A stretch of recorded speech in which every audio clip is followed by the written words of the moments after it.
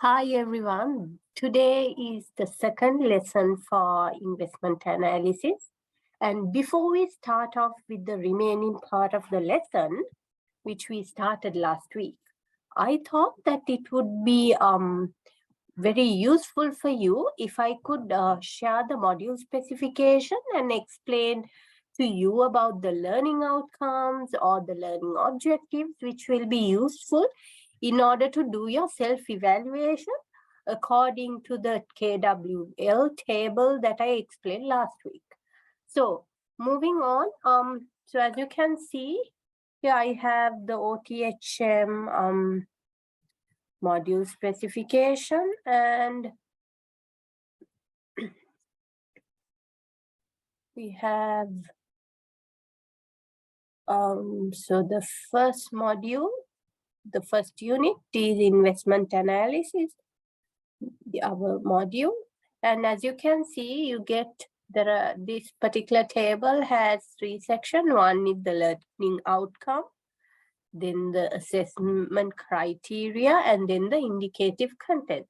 So basically, there are you see, there are 6 learning outcomes, and let's see how it goes. So the first learning outcome is to understand different types of securities, and for that, they expect us to explain to you about the bonds, where the different characteristics, price in the yields and the term structures are kind of included.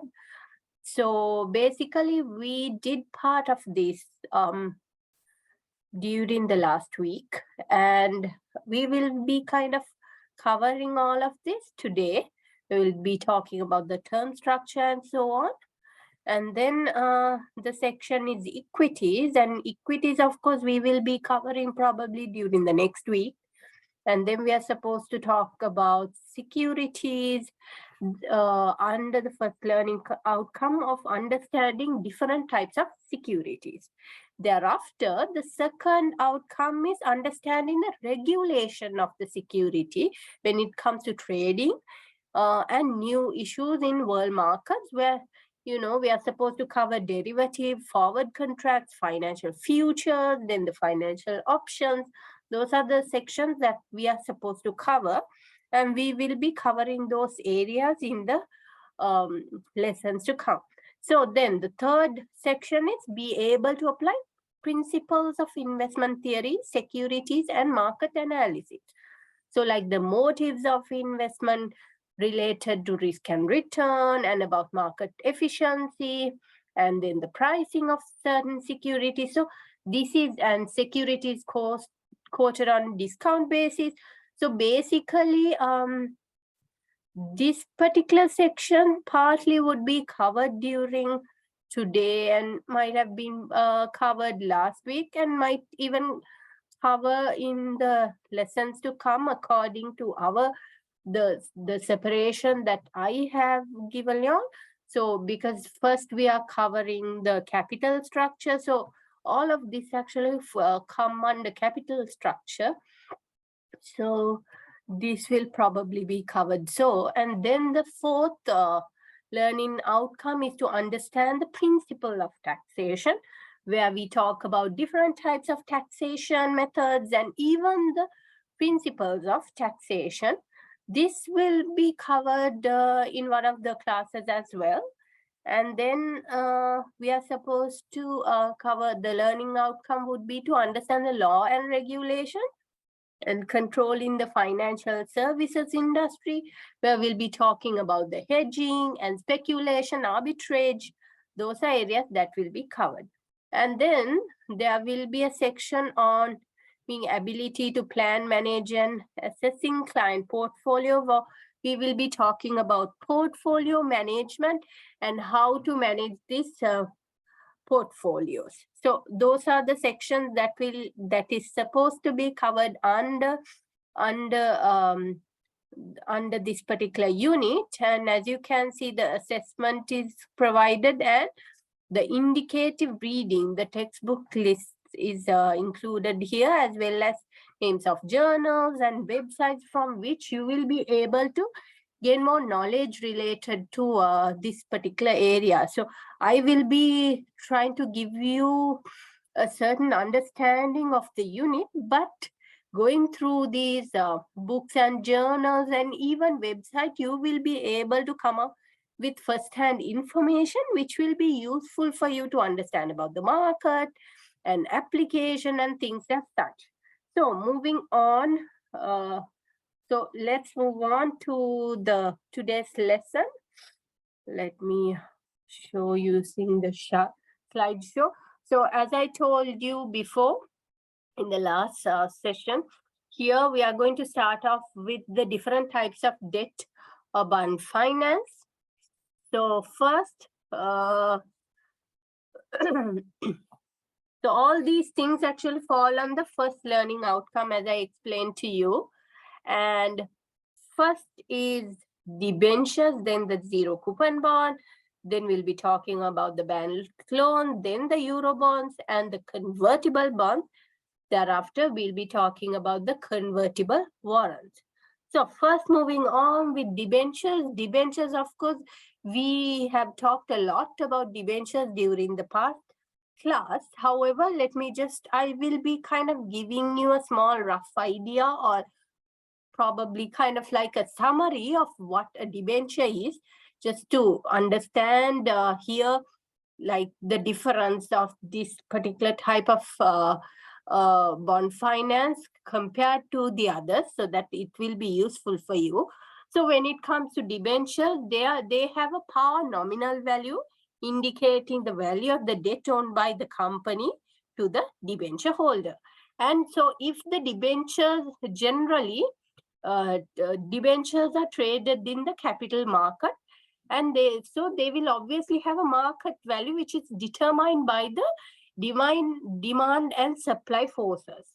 So when it comes to debenture holders, interest amount is generally paid, and this is generally calculated on the par value, not the market value. I'm telling this because there are specific type of finances, or like kind of instrument in which we will check the yield, or even like the interest section of it based on market value. Now here, a debenture, we will be calculating based on the nominal value or the par value of the instrument. So because of that, obviously this interest rate is always fixed, because the par value doesn't change even though the market value changes. And however, there can also be debentures which have a floating interest rate related to the market interest rate.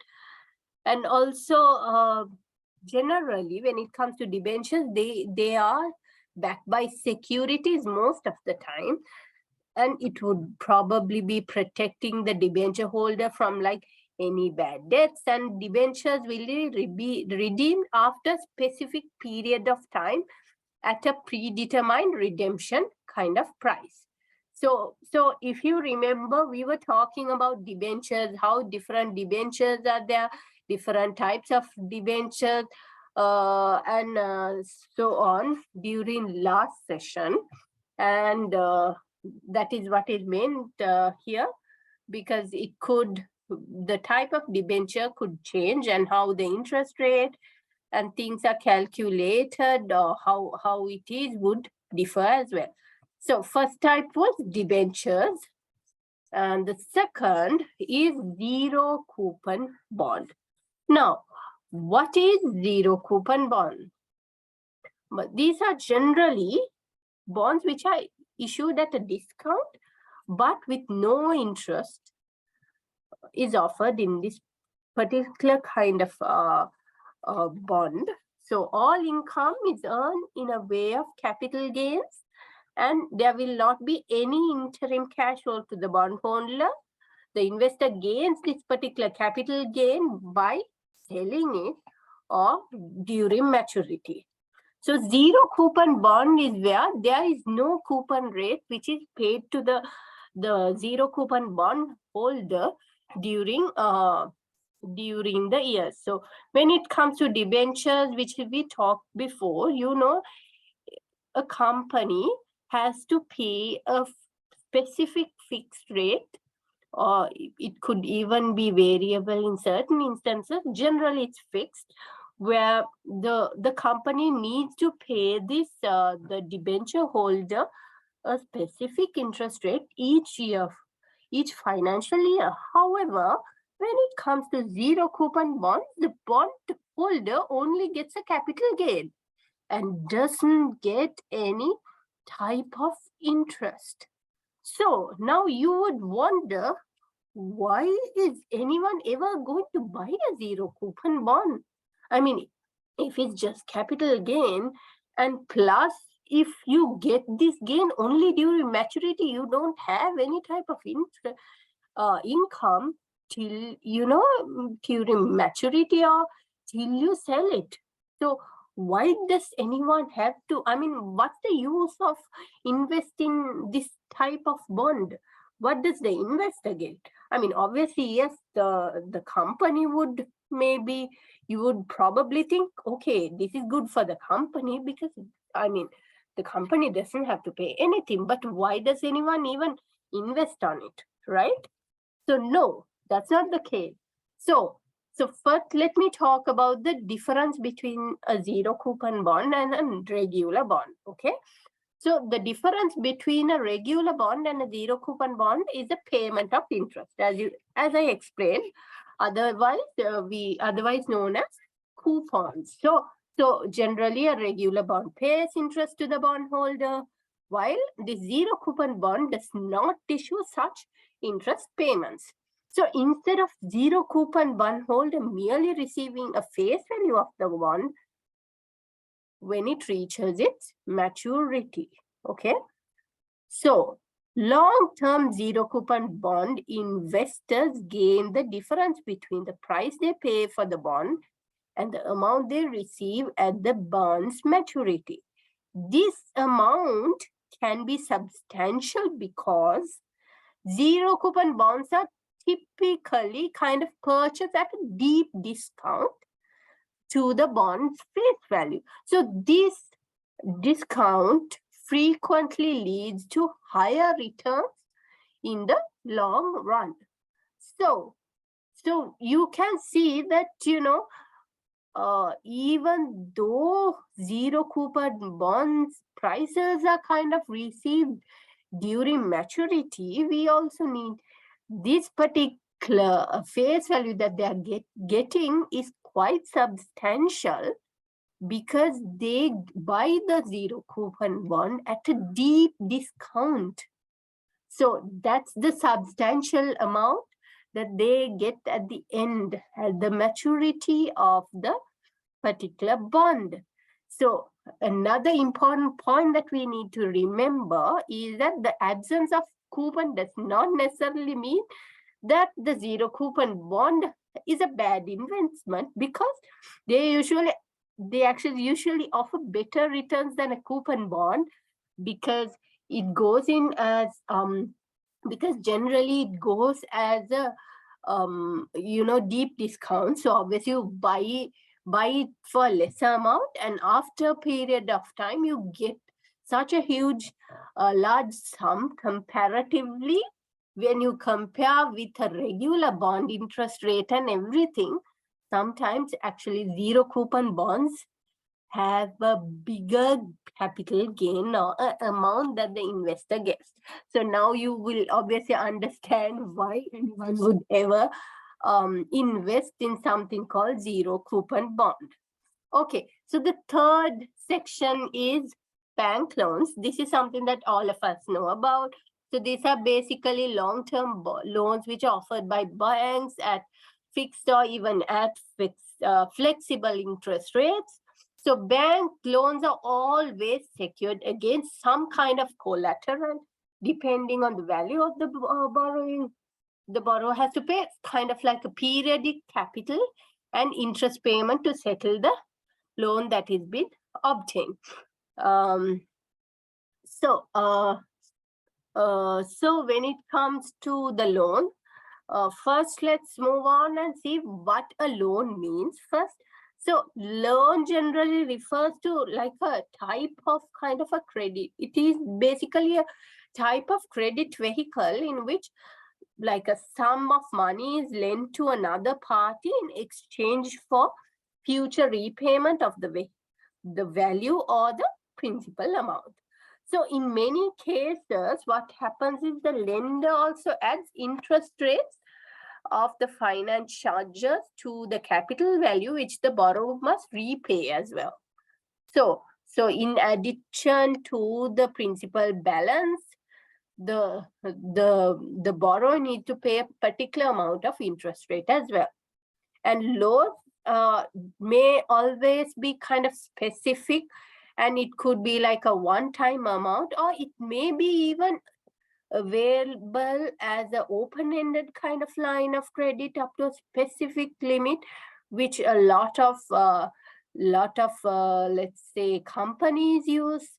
And loans come in many different forms, including, let's say, secured, unsecured, commercial, and personal loans.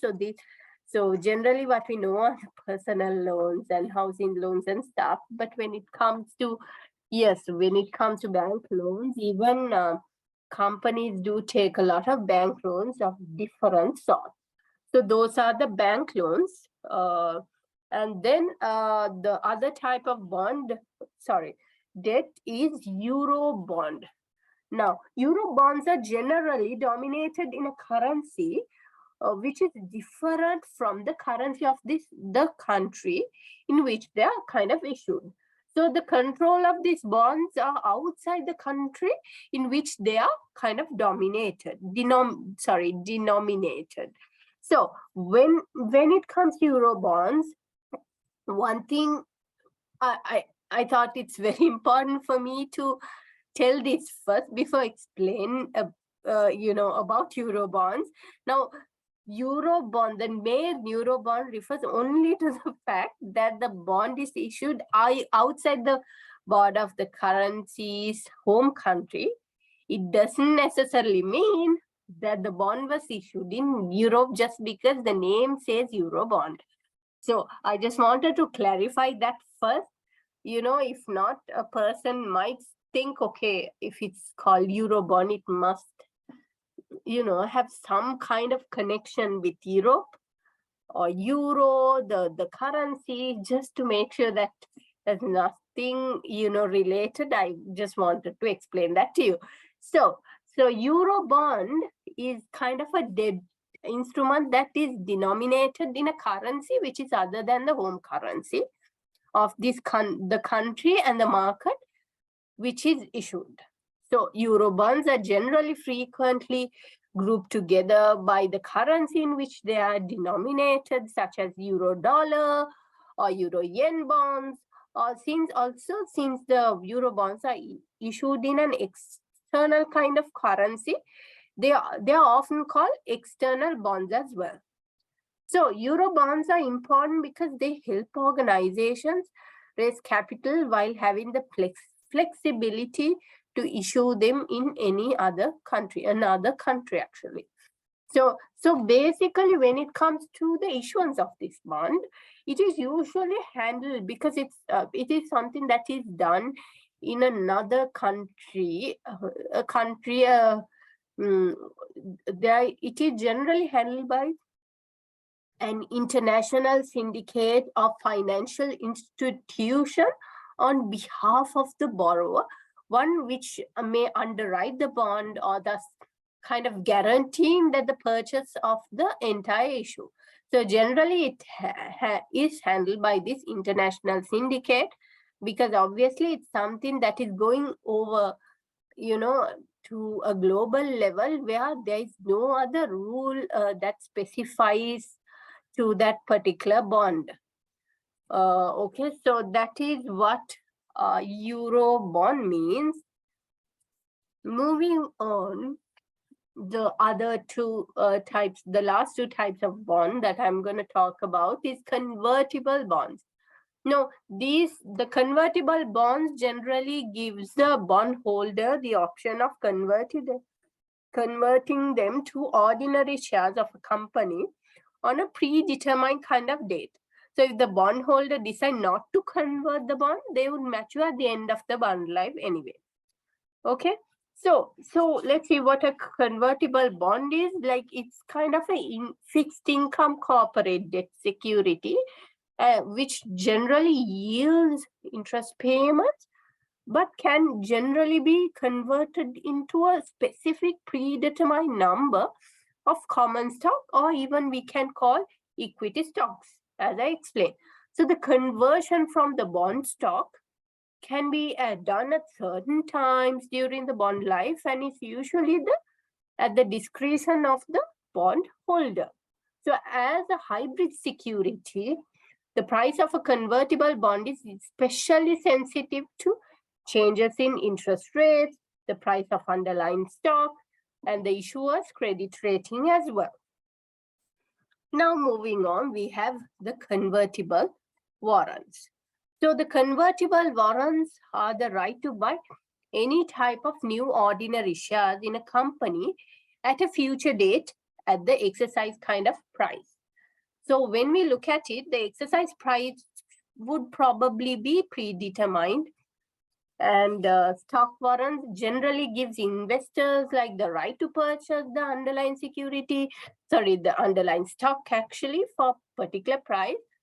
And one thing that we need to remember is that the advantage of investing in a convertible warrant is, if, let's say, if the company's stock price is undervalued at the time, so the predetermined price is less, okay. However, if the market value kind of shoots up by the time that the person buys it, then the investor obviously earns a significant rate of return, or a significant kind of capital gain by, just buying this convertible warrant. So generally, when it comes to a good company, obviously a company is growing, so generally the stock market prices do increase. So that kind of, because of the predetermined price and all that, that kind of gain would always be received by the convertible warrant holder. I'm sorry. I'm sorry, I'm just down under for the day. So yeah, now moving on, we are going to talk about effective interest of a bond. So now, what is effective interest method? This is kind of the method used to calculate the amortization amounts for bonds. And we also need to understand that this particular method is required by the IFRS as well as US GAAP. So we were talking about bonds and debentures and how it is kind of determined based on the rules and regulations by IFRS as well as US GAAP. So as you can see, the effective interest rate method calculation to determine the amortization amount for bond is also required by IFRS and US GAAP. So when it comes to effective interest rate method, it involves like calculating the interest cost of the bond based on the interest rate. Sorry. So the effective interest rate method generally involves calculating the interest cost of the bond kind of based on the interest rate at the issuance of the bond to calculate the interest expense. So the rate is based on the issuance of the bond, okay? However, when it comes to, let's say, interest payment, it depends on the coupon rate, right? So the difference between these two amounts that we calculate, the effective interest rate method, how we calculate that amount, and the amount that we pay, basically based on the interest payment. That difference is, the difference between two is the amortization amount that is being calculated. Okay, so moving on, we are going to talk about debt covenant. So what is debt covenant? It's generally like the debt providers need to protect themselves from any harmful action related to the companies. And these are kind of known as covenants. So when it comes to the covenant, this is basically something that is included in the bond indenture or the bond contract.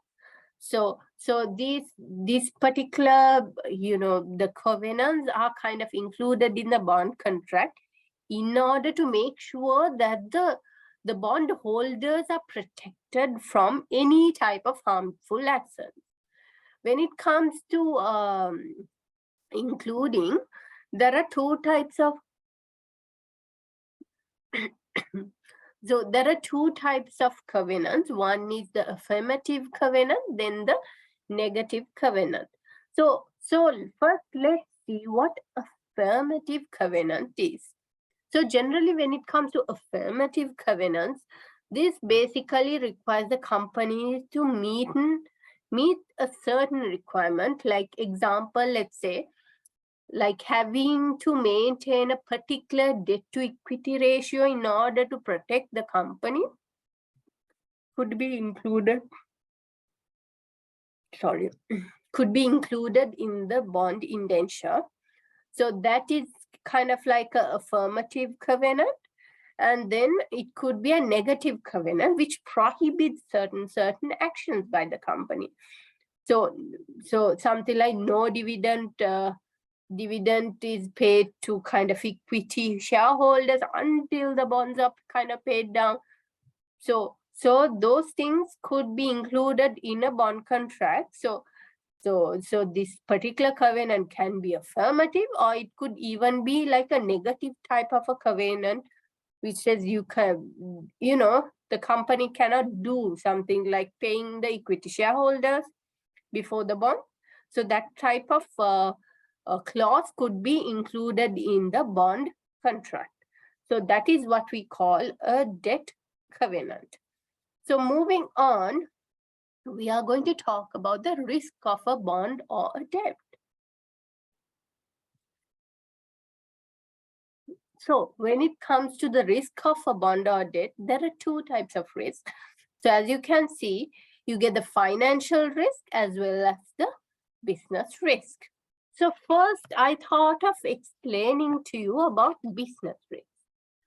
So business risk is generally the exposure a company or organization has to factor that will lower its profit or lead it to kind of fail. So anything that threatens a company's ability to achieve its financial goal is generally called a business risk.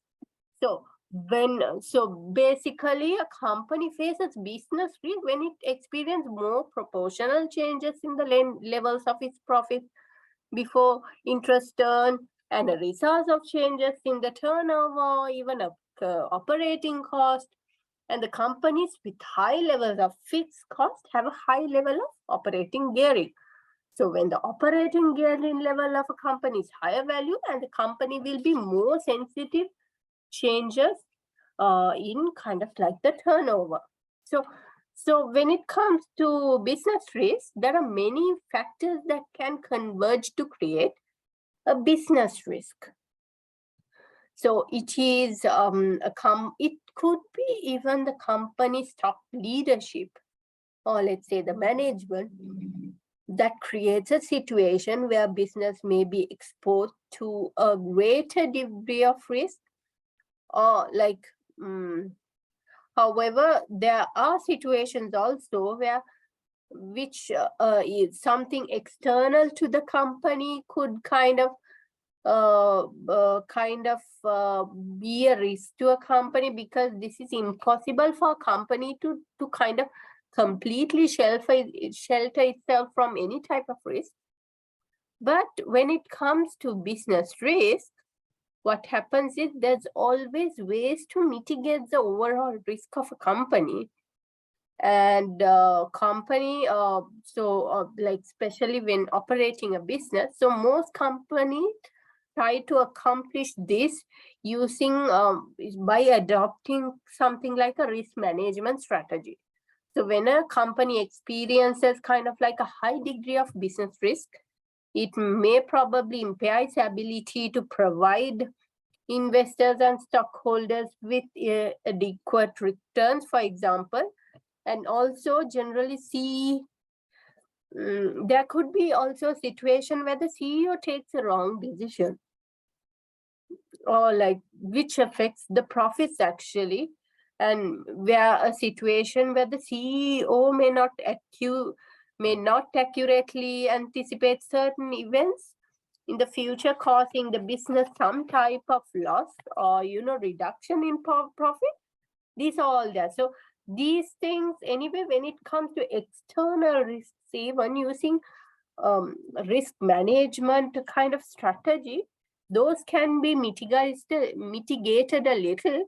And when it comes to internal type of issues, kind of like decision making issues and all that, the company could or should be able to kind of manage it using company the risk management strategy. Having something in place would ensure that these things could be mitigated at all costs.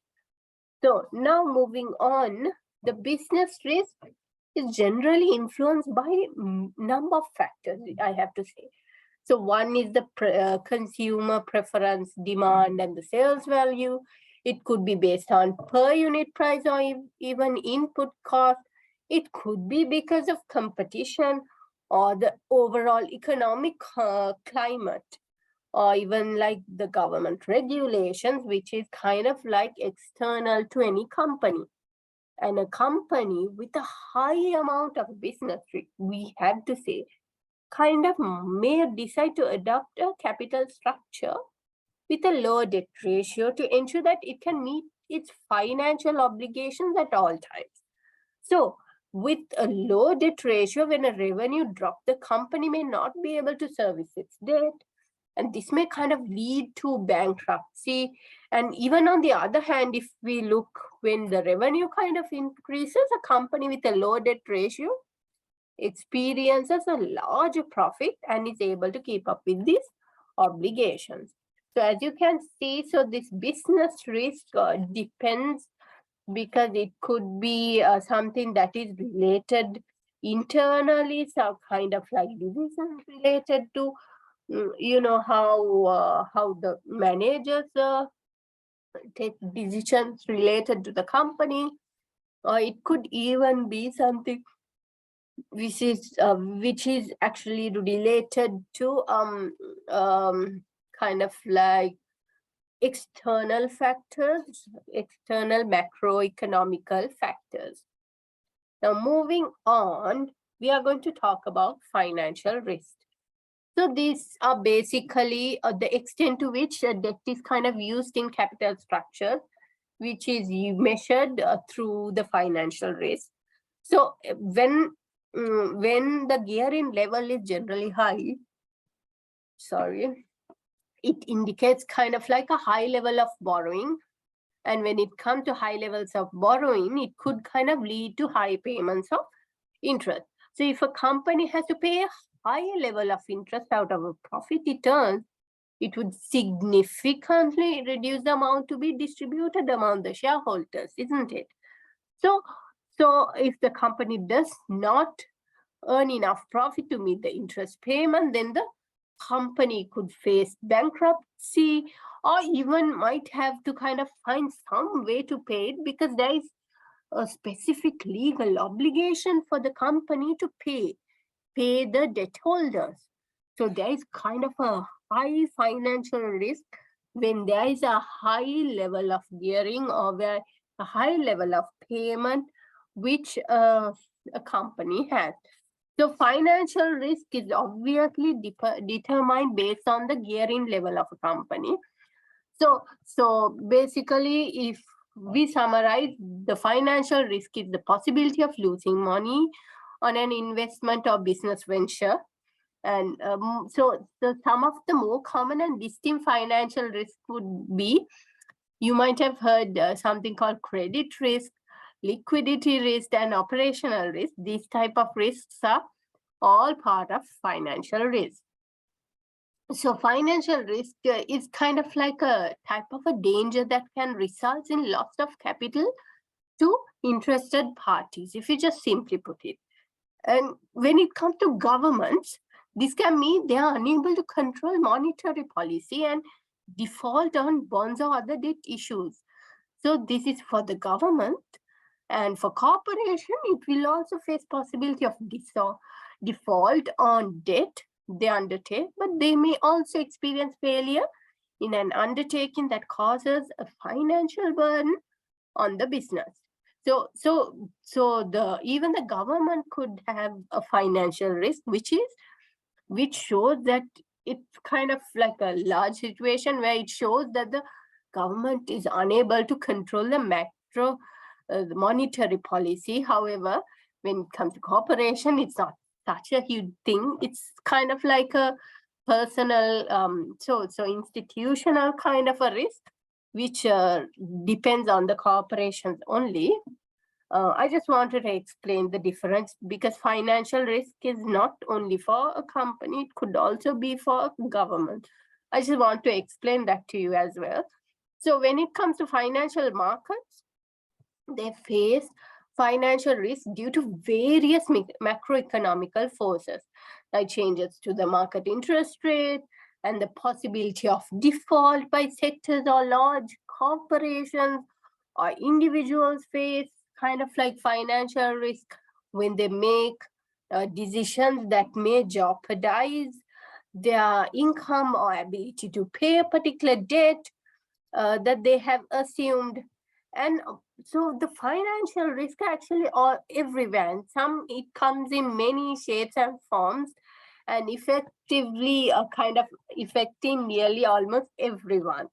So knowing the dangers and how to protect yourself will not eliminate the risk, but it can mitigate the harm and reduce the chances of a negative kind of outcome. So it is expensive kind of to build a business from a ground up, but at some point at any company life, the business may need to kind of seek outside capital to grow. So this need for fund creates kind of like a financial risk to both the business and the investor or the stakeholder who invest in a company, because as you can see, when we borrow from a debt source of debt, obviously the gearing kind of increases, which means there is a financial risk to this organization. So I just hope that you understood what I meant by financial risk. So we talked about two main risks, financial risk as well as the business risk. Moving on. Now I was talking about financial risk second because we talked about gearing here. So as you can see, now let's see how the high levels of gearing have and how it will affect an organization. So as the gearing increases, now first let me, before talking about the word gearing, okay, let's see what gearing means. So what is gearing? Gearing is kind of like the relationship or the ratio of a company's debt to equity. So gearing generally shows the extent to which a company's firm's operations are funded by the lenders versus the shareholders. In other words, it measures a company's financial leverage. So when the proportion of debt to equity is great, what happens is when the business may be thought of being highly geared or highly leveraged.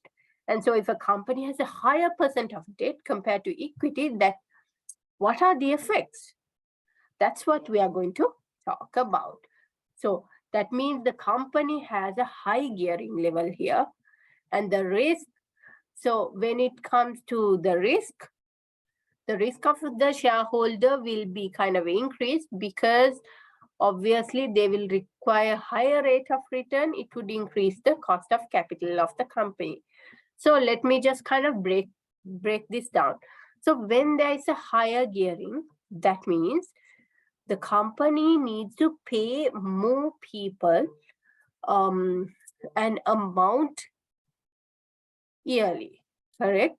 So that would mean there is a higher risk of shareholders. When there is a higher risk for the shareholders, what happens is they would obviously require higher rate of return. So as I explained last week, when there is a higher risk, what happens? There would be a higher rate of return that is required. And obviously, when that happens, higher risk means higher required rate of return, and that would mean that there is an increase in cost of capital.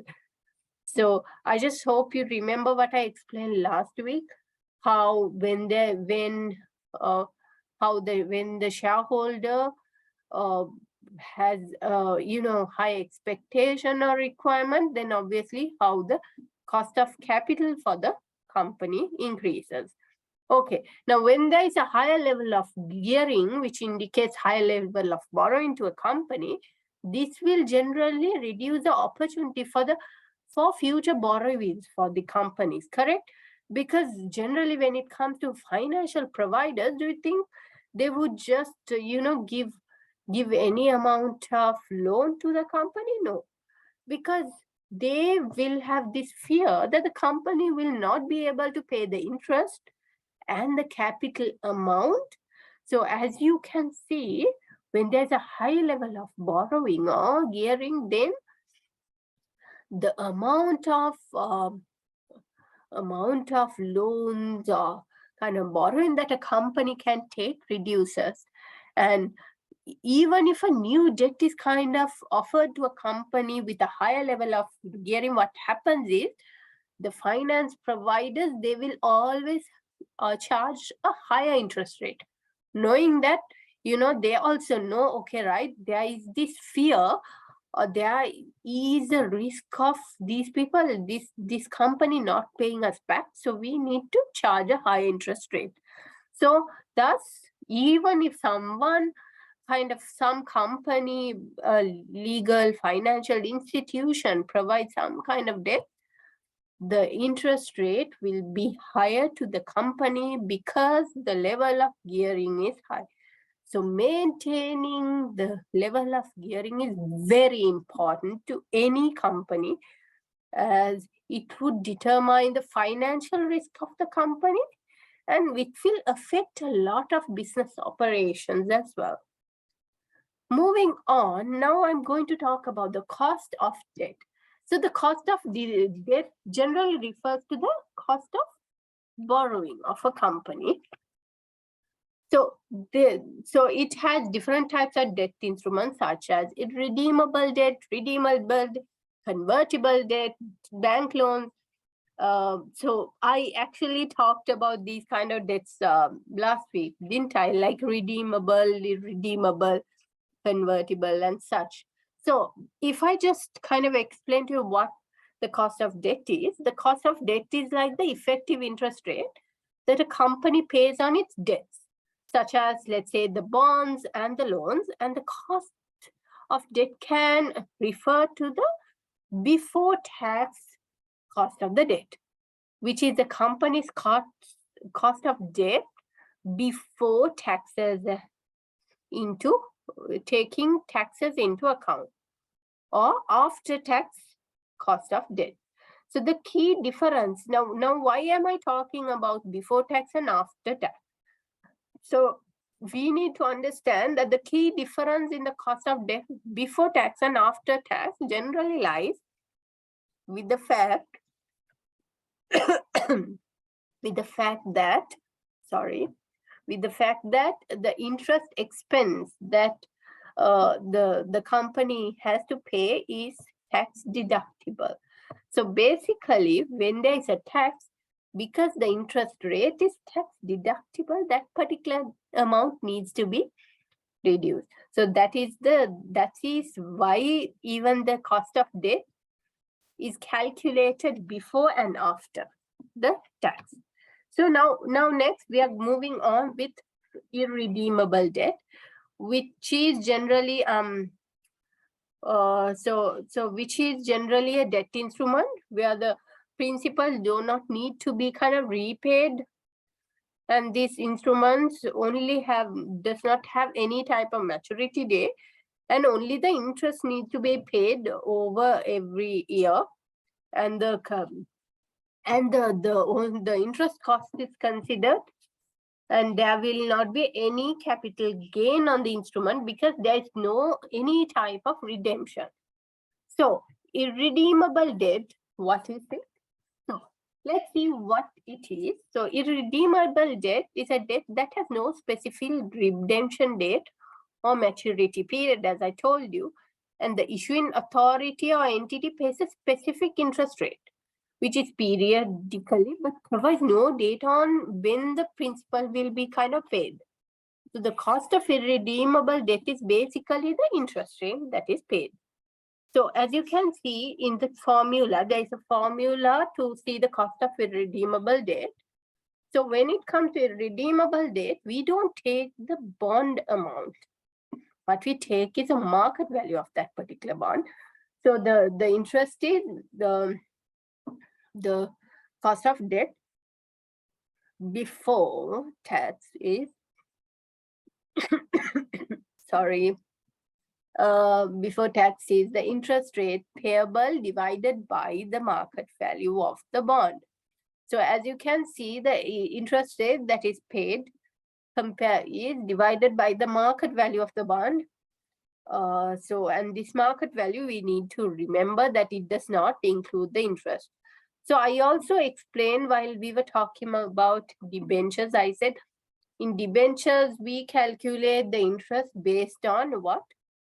Based on the par value. And there are sections where we check the cost based on the market value, and you can see that. Now, let's see how the cost of irredeemable debt is calculated after tax. Now, first, before tax, we divided interest rate payable from the market value of the bond. So when it comes to irredeemable debt after tax, what happens is we take this specific cost before tax and then multiply by 1 minus the tax rate.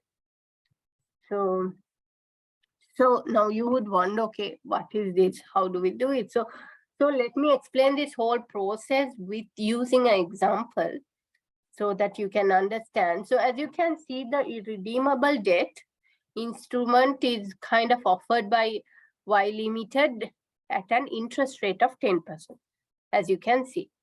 So, and the instrument is currently being traded at 90 and the corporate tax rate is 40%. So if that is so, how do we I'm sorry. So if that is so, now as you can see in this sum, you see that the interest rate of the irredeemable debt instrument is 10%. And it is currently traded at 90%, that $90, which means it is the market value of the bond, and the corporate tax rate is 40. So first, what do we have to calculate? We will calculate the cost of irredeemable debt before tax because we needed to calculate after tax as well. So interest rate payable is how much? 10%. So you could put 10 divided by the market value, which is 90. So then 10% divided by 90 would be 11.11%. So before tax would be 11.11%. So after tax, so you take the cost before tax and then multiply it by 1 minus the tax rate. So the tax rate is 40%, which means 0.4. So 1 minus 0.4 is 0.6. So 0.6 multiplied by 11.11 would be 6.66%. So now looking at the answers, I don't want to just move on after doing a sum. I just want you to think, what these sums mean. Now, before tax rate is how much? 11.11. After tax is 6.66. So the before tax cost of irredeemable debt is higher compared to the cost after tax. I mean, we pay a tax, right? So how come the cost decreases? Have you thought of it? Now let's see why it is reduced. Now, before I explain to you, when it comes to tax, the interest amount that is paid is tax deductible. So that means that can be used, that particular paid amount is reduced and then only the tax is calculated. So is that good to the company? Yes, because we'll be paying less tax rate, right? So now, as I told you in the first class, the cost of capital or cost of redeemable debt is calculated from whose perspective here? The cost is the perspective of the company who is giving away this particular bond, right? So obviously the cost before the tax is higher for the company and after tax is low because the interest is tax deductible. So the cost of debt before is 11.11% and after is 6.68. Now you see that there is a reduction. Why is the reduction? It's because of the interest rate. So while calculating, you also need to consider, the real situation of the what we are calculating and see whether, it is according to what we are learning so that you can understand it better. Just merely calculating using a formula will not do anything. We need to understand if something is reducing or increasing, we need to understand why it's happening. So I just hope I didn't take too much of time in this. So moving on, we're going to talk about the advantages of debt finance. So when we look at the advantages of debt finance, it can say that it will not dilute the ownership of a business because obviously, we are paying back the debt holders and the interest paid is generally tax allowable and the money borrowed can usually be can be used to buy new assets that will kind of contribute to generate profits to the business. Also, this has like predictable cash flow and the sources are cheaper at equity capital. And from the viewpoint of an investor, investing in a debt security is generally less risky than investing in an equity share. Now, moving on to the disadvantages. Now, what are the disadvantages? The company obviously has this obligation to kind of pay the debt holder, which is a disadvantage. And if the loan is riskier, obviously higher rate of interest has to be paid. So so when we're talking about this, I need to remind you, can you remember last week we were talking about different sections like irredeemable debts, redeemable debt. And when it comes to things like secured kind of the debentures and unsecured debentures, and we were kind of trying to understand which one has a higher rate, obviously based on our understanding of cost of capital, right?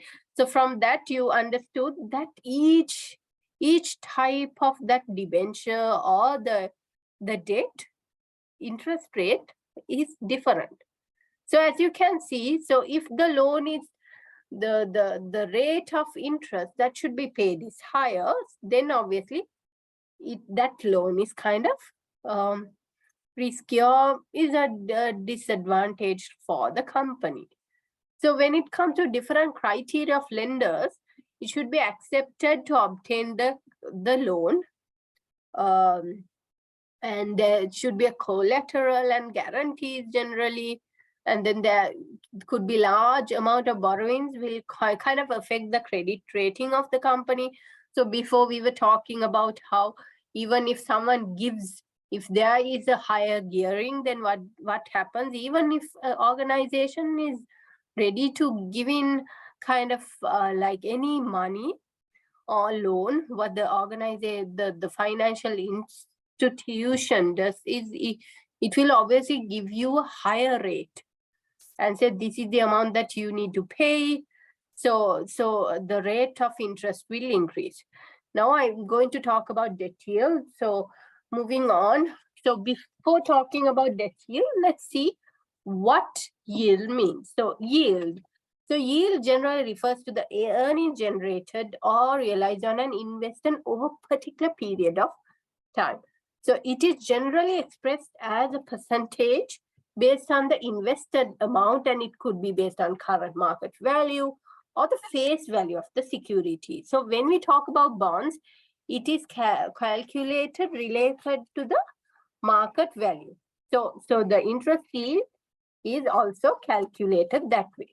So when commonly debt yield, commonly used measures by lenders to analyze their own profitability, is called debt yield. So basically this is for any types of loan, stock or bonds, and there are two methods to measure the rate or the yield of the debenture or the bond.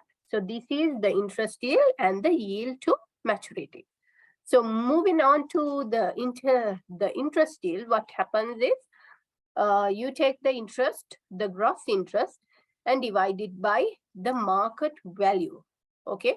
So why, as I told you, see here we say that the debenture or the yield could be determined based on the market value as well as the par value. So here the debt yield is calculated based on the market value. And if the interest is paid monthly, quarterly, or even biannually, so generally interest is compounded to obtain the annual yield, which is known as the compound interest yield. So you don't just take that amount, you compound it to a year and then calculate the interest yield. So moving on, we will talk about the yield to maturity. So yield to maturity is the percentage of rate of return for any bond, assuming that the investor holds the asset until its maturity rate. So if it's the sum of all its remaining coupon payments, a bond yield's maturity rises or falls depending on its market value and how many payments remain to be made. So this particular yield would increase or reduce based on the market value, right? So now if the instrument is irredeemable, we are just considering this particular, the yield is irredeemable. So if it's an irredeemable type of a yield, what we do is we take the interest rate, interest amount, and then divide it by the market value and try and get the percentage by multiplying by 100. So if I just explain this to you using an example, let's say there is a 10% debenture with a current market value of 80 per 10 pound nominal value. So this particular debenture, the nominal value or the par value is 10 pounds, but the market value is 80. It's less actually. So the debenture has a 10% current 10% interest rate. So return of the interest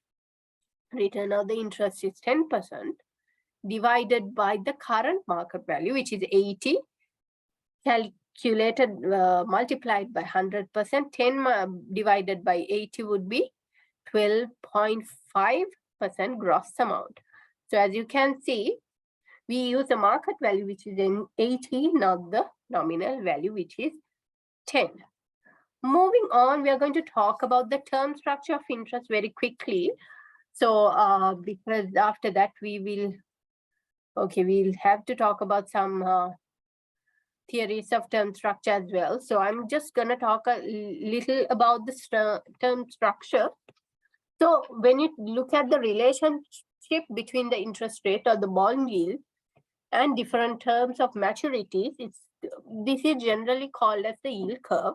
And the yield generally plays a vital role in any economy.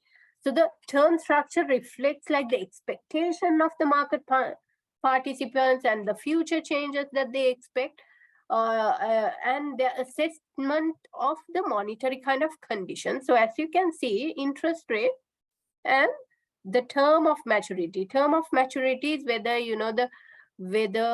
the particular bond yield is for 3 months or 6 months or 1 year. So generally the interest rate increases. That's why you see that it is like upward sloping kind of yield curve. So if I just talk about it, the term structure of interest, commonly known as yield curve, and it kind of depicts what? It depicts generally depicts the interest rates of a similar quality bonds at different maturity. So it has to be a similar quality bond.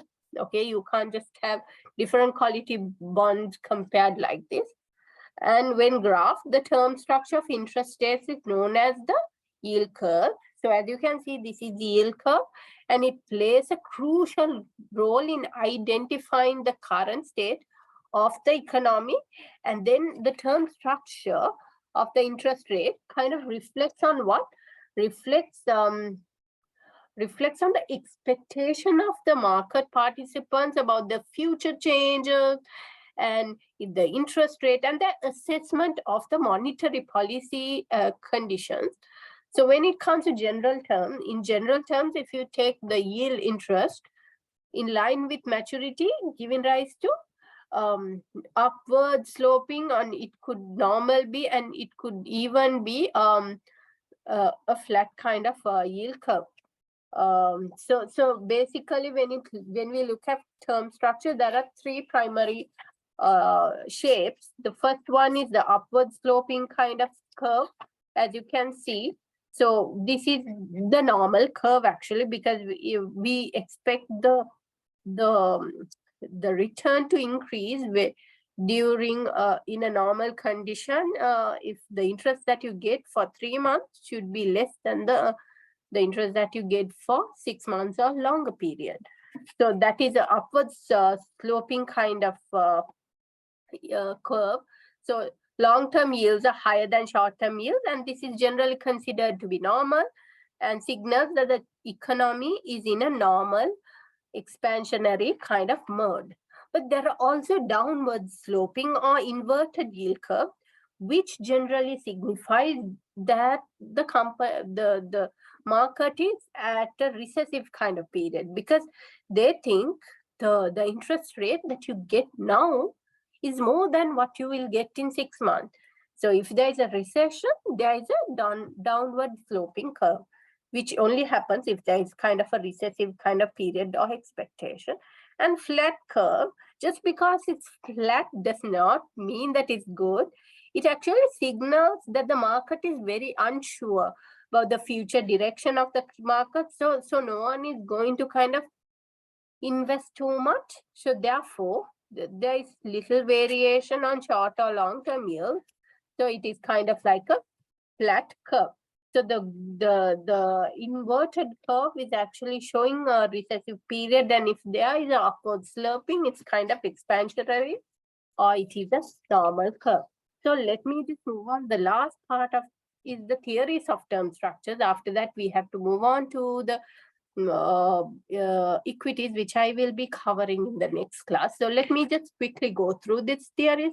So pure expectation theory is a theory that attempts to predict that the short-term interest rate will be in future based on current long-term interest rate. Okay, so the theory generally suggests that an investor earns term interest by investing 2 consecutive 1-year bond compared to what you get by investing in 1 2-year bonds. So that's why it's called unbiased expectation theory. So this aims to help investors make decision based on a forecasted future interest rate, and the theory generally uses long-term rate, typically from a government bond, to forecast the rate for short-term kind of bonds. And in theory, long-term rates can be used to kind of indicate where the rate of short-term bonds will trade in the future. So next is the liquidity preference theory. This is a model that suggests that an investor would demand a higher interest rate or premium on a security with a long-term maturity because that carries a greater risk. Because all other factors being equal, interests prefer cash or the highly liquid kind of holding. So cash is commonly accepted as most liquid according to the liquidity preference theory, and interest rate on short term are lower because interests are not kind of sacrificing liquidity for greater time frames than the medium or long term. So that is what liquidity preference theory means. So lastly, we will be talking about the market segmentation theory. So market segmentation theory is generally a theory which is long and short-term interest rates are not related to each other. It also states that the prevailing interest rate for short, intermediate, or even long-term should be reviewed separately, like items in different markets for debt securities. So they don't consider it to be anyway connected. And so the market segmentation theory deals with the supply and demand in a certain maturity sector, and it determines that the interest rate for that sector, and then it is generally known as preferred habitat theory. So that is all that we were supposed to do today. So I will be moving on to equities with our next lesson, and I hope you understood. I think I took a little extra from your time, and I hope you have a good day. Thank you very much, everyone.